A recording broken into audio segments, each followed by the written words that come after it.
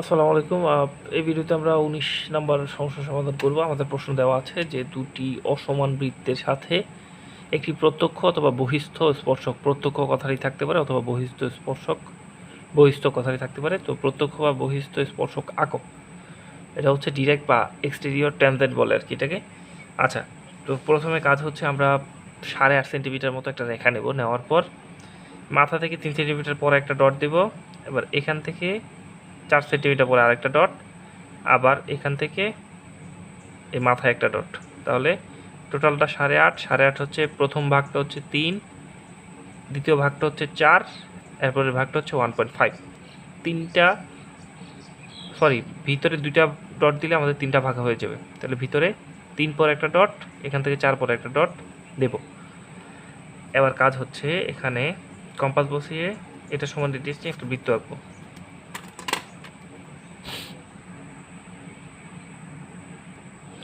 আমরা কম্পাসের সাহায্যে এ থেকে ডি পর্যন্ত ব্যাসার্ধ নিয়ে আচ্ছা, আমরা এই বিন্দুটার নাম দিয়েছিলাম ডি এবং এই বিন্দুর নাম দিয়েছিলাম সি। এবার এ থেকে ডি পর্যন্ত রেডিয়াস ব্যাসার্ধ নিয়ে একটা বৃত্ত আঁকলাম। সেম আবার বি থেকে সি পর্যন্ত একটা রেডিয়াস নিয়ে আর একটা বৃত্ত আঁকবো। এখানে আরেকটা বৃত্ত আঁকবো। এবার আমাদের এ বি যে রেখাটা আছে এই রেখাটার সমদ্বিখণ্ডক মানে এ বি রেখাটাকে বাইসেক্ট করব। আমরা এ বি রেখাকে সমদ্বিখণ্ডিত করলাম। এবার ও থেকে এ পর্যন্ত রেডিয়াস নিয়ে একটা বৃত্তচাপ আঁকবো। আমরা ও থেকে এ পর্যন্ত ব্যাসার্ধ নিয়ে একটা বৃত্তচাপ আঁকলাম। এবার আমাদের কাজ হচ্ছে এবার আমরা সিবি এর সমান রেডিয়াস নিয়ে ডিতে বসিয়ে এখানে কেটে নেব। সিবি এর সমান নিয়ে ডিতে বসিয়ে এখানে কাটবো। তো এটার নাম দিয়ে দিলাম হচ্ছে ডি ই পয়েন্ট দিয়ে দিলাম আমরা। আচ্ছা, তো এবার কাজ হচ্ছে একে কেন্দ্র করে এ এর সমান এ ই এর সমান রেডিয়াস নিয়ে একটা বৃত্তচাপ আঁকবো। আচ্ছা, তো আমরা এতে বসিয়ে এ ই এর সমান ব্যাসার্ধ নিয়ে একটা বৃত্তচাপ আঁকলাম। এই বৃত্তচাপটি এটাকে এই যে অর্ধবৃত্তটা আছে এই অর্ধবৃত্তটাকে এই বৃত্তচাপটি কিউ বিন্দুতে ছেদ করবে। এবার এ পয়েন্টটা আর এ পয়েন্টটাকে যোগ করব।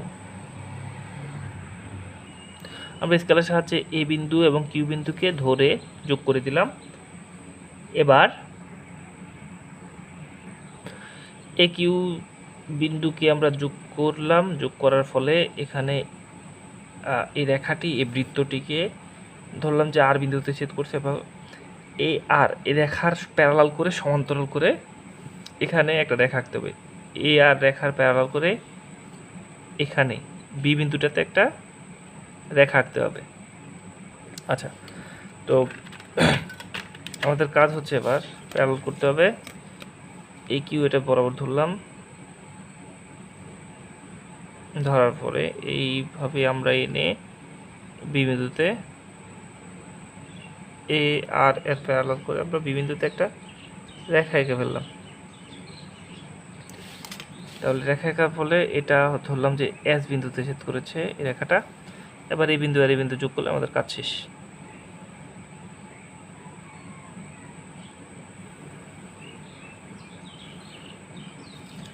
আমাদের আঁকা হয়ে গেছে। আবার শেষে লিখে দেব। শেষে লিখতে হবে R S is the required tangent, আর বাংলা ভাষা লিখবে আর এস রেখাই হচ্ছে উদ্দিষ্ট স্পর্শক।